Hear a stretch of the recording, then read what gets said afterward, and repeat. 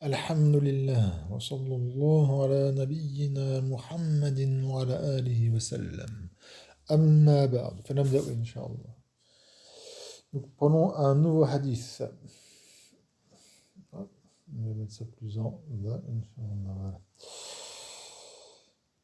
قال النبي صلى الله عليه وسلم أفضل الذكر مضاف إليه أفضل مبتدأ والخبر c'est la jumla al-ismiya. أفضل الذكر, le meilleur du dhikr, c'est quoi? La ilaha illallah. Donc, le tahlil, je vous rappelle que le fait de dire la ilaha illallah, c'est le tahlil, c'est le meilleur dhikr. Et le prophète sallallahu alayhi wa sallam ne se trompe pas et ne ment pas.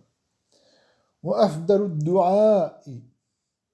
Alors, vous voyez, il y a une petite trace sur le hamza. Désolé, c'est une petite trace. Hein. Sinon, c'est bien un kasra. Hein. Il est mudafilay.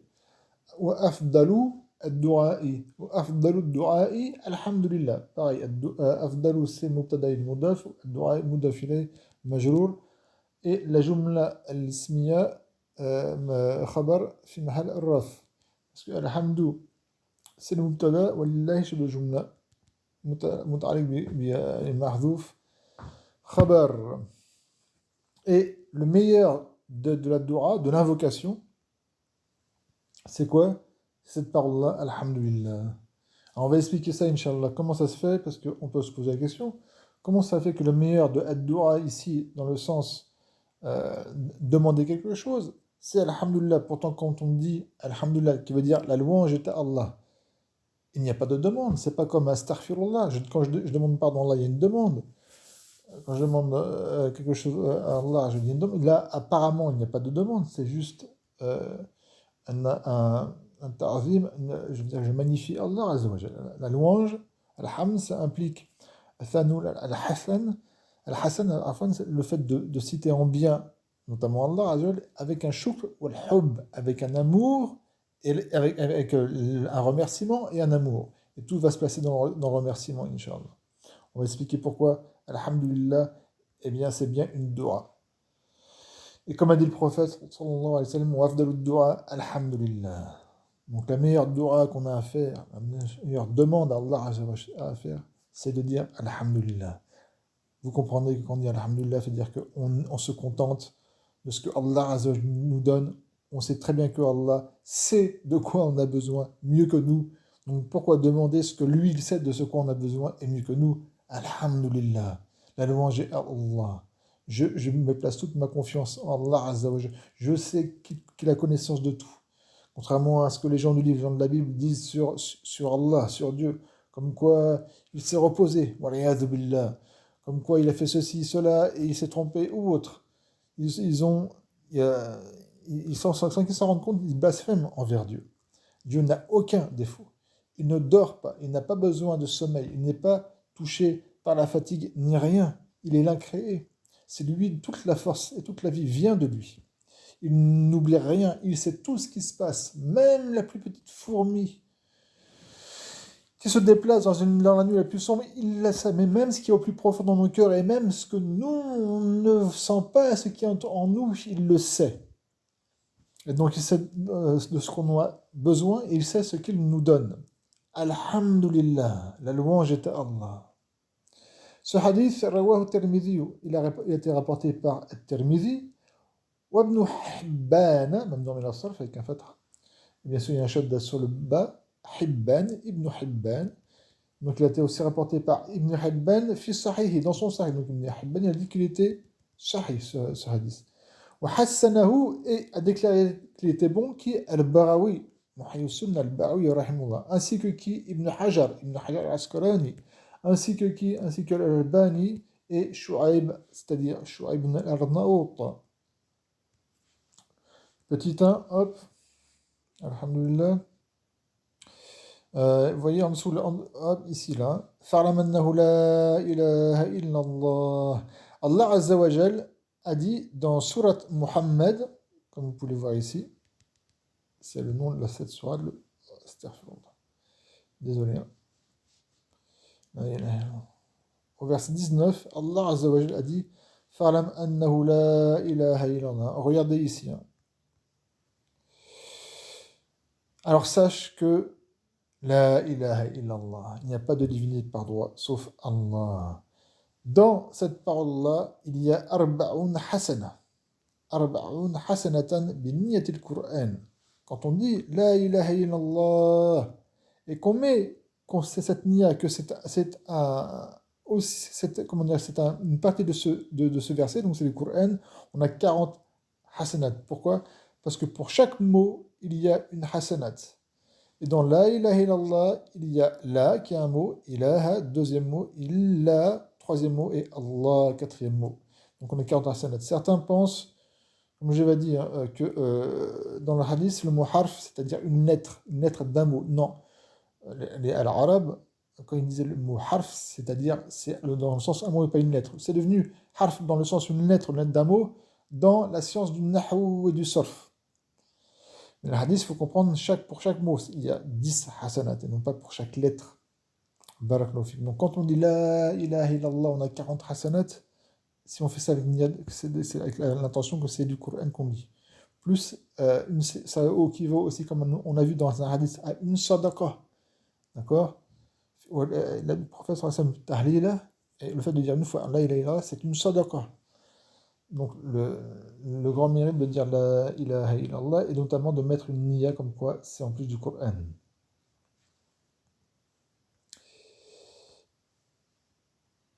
Donc voilà, j'en suis ici, Inch'Allah. Voilà. La ilaha illallah. Donc le prophète sallallahu alayhi wa sallam, je répète, afdalud dhikru la ilaha illallah. Wa afdalud du'a, alhamdulillah. Ce sont des mots assez simples. Même quelqu'un qui ne connaît pas vraiment l'arabe, si vous connaissez juste l'alphabet, vous pouvez. Ce sont des mots qui sont simples. Afdalud veut dire le meilleur. Et dhikr, bah vous savez maintenant ce que ça veut dire. Donc le meilleur dhikr, c'est quoi? La ilaha illallah. Pas de divinité par droit, sauf Allah. Pourquoi on dit par droit? Parce que si on dit il n'y a pas de divinité sauf Allah, c'est faux. Il y a plein de divinités sur Terre. Krishna, Vishnu, et son divinité. Il y en a qui divinisent des statues, il y en a même qui divinisent des prophètes, qui leur ont comme un dieu, si ce n'est Dieu, comme Jésus ou d'autres, alayhi salam. Il y a plein de divinités, mais il n'y a qu'une seule divinité par droit, c'est Allah. C'est Dieu avec un D majuscule. Barakallahu fikum. Wa afdalu al-du'a, alhamdulillah. Ce sont des mots très simples, vous pouvez l'apprendre ce hadith par cœur, simplement. Wallahi alhamd. Donc la ilaha illallah, pourquoi? Liannaha kalimatu tawhid, parce que la ilaha illallah c'est la parole du tawhid. Quel tawhid? Tawhid al-uluhiyya, tawhid al-ibada, c'est le tawhid qu'on appelle tawhid al-uluhiyya. Al-uluhiyya, ça vient du mot al-ilah, de la divinité. Et on appelle aussi le tawhid de al-ibada, c'est-à-dire que toute adoration n'y a droit qu'un seul, et c'est Allah Azza wa Jal. Celui qui fait une adoration autre qu'Allah Azza wa Jal, c'est un mouchrik, c'est un païen, un polythéiste. Seul Allah a le droit d'être divinisé, d'être adoré. Et donc c'est cette parole-là, la ilaha illallah, ce tawhid-là, wa al-fariq bayna al-iman wa shirk. Et c'est ce qui fait la différence entre l'iman et shirk. Et c'est ce que aussi tous les prophètes ont appelé leur peuple, au tawhid al-uluhiyya. Wa huwa fi'l al-'abd li rabbih. Et donc le tawhid al-uluhiyya, la ilaha illallah, ça concerne quoi? Ça concerne l'acte de l'esclave pour son maître, l'être humain, le djinni, pour Allah Azza wa Jal.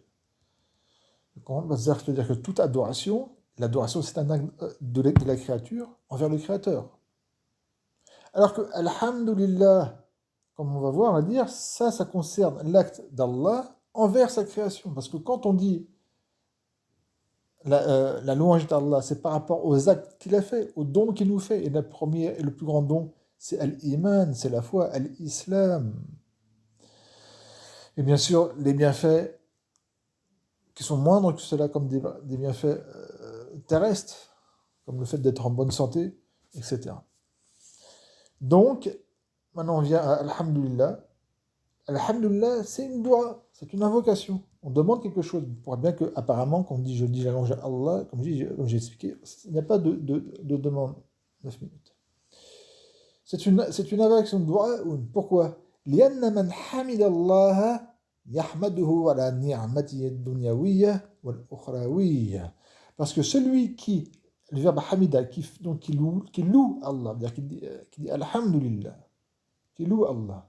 Qu'est-ce qu'il fait? Yahmaduhu, il le loue à la ni'mati, sur son bienfait, que Allah Azza wa Jalla donne, que son bienfait soit de dunyawiya terrestre, de ce bas monde, ou il donne al-ukhrawiya, al-akhira, et de l'autre monde, notamment qu'on acquiert par al-iman. Parce que les bienfaits de ce bas monde, le kafir, le mécréant, et le mu'min et le croyant, ont possibilité. Un mécréant et un croyant peuvent avoir une bonne santé, etc. Alors qu'une fois qu'on meurt, il y a seulement les croyants qui vont avoir des bienfaits et doivent se retrouver au paradis, etc. Alors que les mécréants, waliyaz billah, que nous en préserve, iront en enfer. Plus de bienfaits pour eux. Walhamdulillah ala ni'mati i'tirafun bil mun'im. Et, excusez-moi, walhamdu ala ni'mati, le fait de louer, rappelez-vous, la louange, ça implique quoi? Alhamd, c'est le fait de citer en bien, de citer toutes les belles caractéristiques de ce rail mémoré, toutes les caractéristiques d'Allah Azza wa Jalla qui sont bonnes. Et ça implique le ta'zim, le fait de dire, de voir qu'il est immense, qu'il est magnifique. Et shukr, troisième chose, le remercier, c'est là le point qui nous intéresse ici, le remercier avec quoi? Bil hub, avec amour. Bil hub. Parce que vous pouvez remercier une personne, mais vous ne l'aimez pas. Vous pouvez reconnaître une personne, vous avez fait un bienfait, mais vous ne l'aimez pas. Vous pouvez reconnaître une personne a des belles caractéristiques, mais vous ne l'aimez pas. Vous pouvez reconnaître une personne est immense, magnifique, mais vous ne l'aimez pas. Et Allah Azza wa Jal, al-hub, l'amour, le fait de l'aimer, c'est une condition. Al-hamd, dans le mot al-hamd, il y a l'amour. Contrairement à al-madah, qui a les mêmes lettres. Vous voyez, al-hamd, il y a le ha on trouve ici. Il y a le mim on trouve ici. Il y a le dal, et le dal est trouvé. Al-madah, c'est une louange aussi. Le verbe madah. Al-madah. Madah, excusez-moi. Al-madah.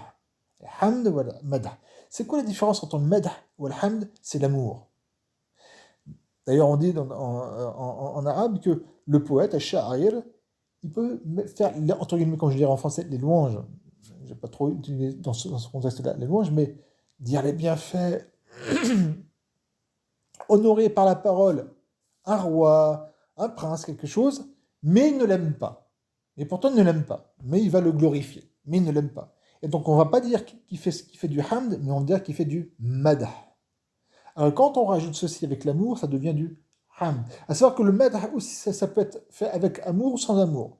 Mais quand on fait sans amour, on ne peut que dire madah. Alors que quand c'est amour, on peut dire madah ou hamd. Et hamd, bien sûr, on sent que c'est plus fort. Barakallahu fikum.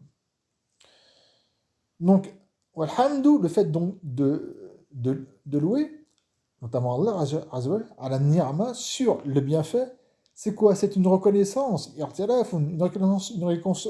reconnaissance de quoi?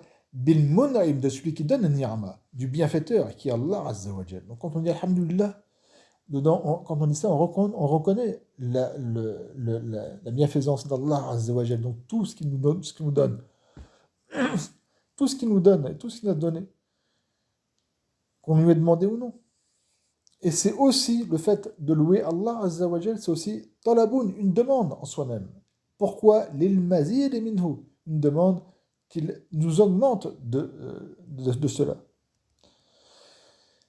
La preuve, dans le Coran, c'est dans Surat Ibrahim, dans Surat Abraham, au verset 7, Allah Azza wa Jal dit وَإِذْ تَأَذَنَ رَبُّكُمْ, et lorsque votre Seigneur a informé, la in shakartum lazidannakum, c'est là qu'il y a le lazidannakum. Et certes, si vous remerciez, alors certes, je vous augmenterai. Donc, le fait, shukr, vous voyez le shukr. La in shakartum le shukr. Et comme je l'ai dit, Alors, il y a divergence dans le mot, comme je dis, le hamd, qu'est-ce que ça implique ou quoi. Certains ils citent le shukr, le remerciement, d'autres ne citent pas le shukr. Le shukr est inclus dans le hamd, comment dire, dans la louange. Même ceux qui vont dire non, moi je prends l'avis comme quoi dans le hamd, il n'y a pas nécessairement le shukr, le fait de remercier. C'est d'une manière innée, eh bien, ils vont prouver le contraire. Parce que quand un bienfait les touche, quand Allah je donne un bienfait, que ce soit la santé ou autre, qu'est-ce qu'ils disent? Qu'est-ce qu'un musulman dit la première chose? Ah, alhamdulillah. C'est pourquoi? Et il remercie Allah. Vous comprenez? Quand on ah, alhamdulillah, c'est-à-dire, oh, je remercie Allah. Ça implique ça. Mais comme j'ai dit, en plus de ça, c'est que l'amour pour Allah, Azzawajal, le fait qu'on cite et donc tous les bienfaits et tout ce que lui, il est bien et il est parfait, avec le fait de le magnifier. Barakallahu fikum. Donc, et Allah Azzawajal dit voilà, in shakartum, et si certes vous me remerciez, et quand on dit alhamdulillah, on remercie Allah, qu'est-ce qui se passe? La zidanyannakum, alors certes je vous augmenterai, et je vous augmenterai les bienfaits. Donc on dit alhamdulillah, eh bien on demande à Allah qui nous donne encore plus de bienfaits. Donc on revient au hadith.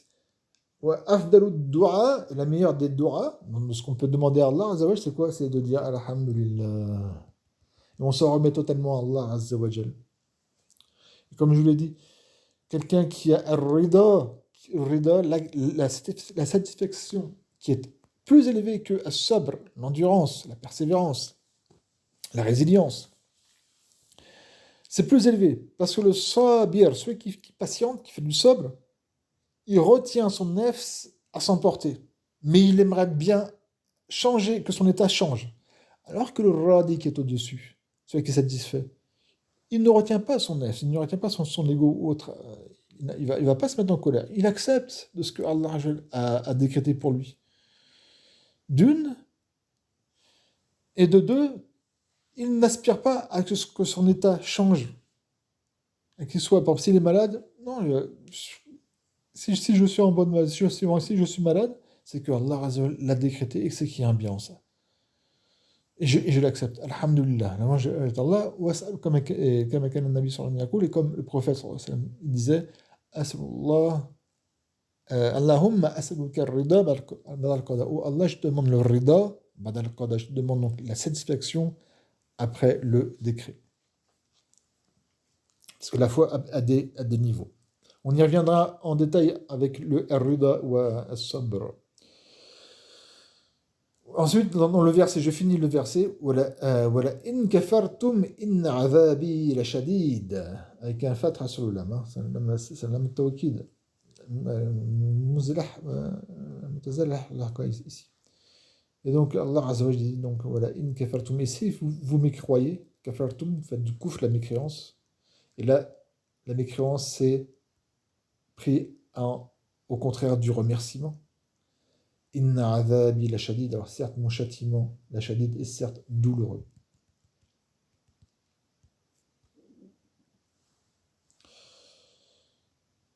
Et donc cette parole, alhamdulillah, contrairement, on a vu que, comme on l'a vu, la parole la ilaha illallah, ça rentre de l'action de la création, donc de l'être humain, envers le Créateur, envers le Seigneur. Alors que alhamdulillah, c'est l'inverse. Oui, c'est l'inverse. Wa min babil fi'l ar-rabb lil 'abdi. Ça fait partie du chapitre de l'action du Seigneur, donc d'Allah Azza wa Jalla, pour son esclave, qu'il soit jinni ou insi, pour son esclave. Parce que quand on dit alhamdulillah, c'est par rapport à Allah Azza wa Jalla, ce qu'il fait lui. La ilaha illallah. Innama al-maqsoud fi ayyi hadathin huwa Allah.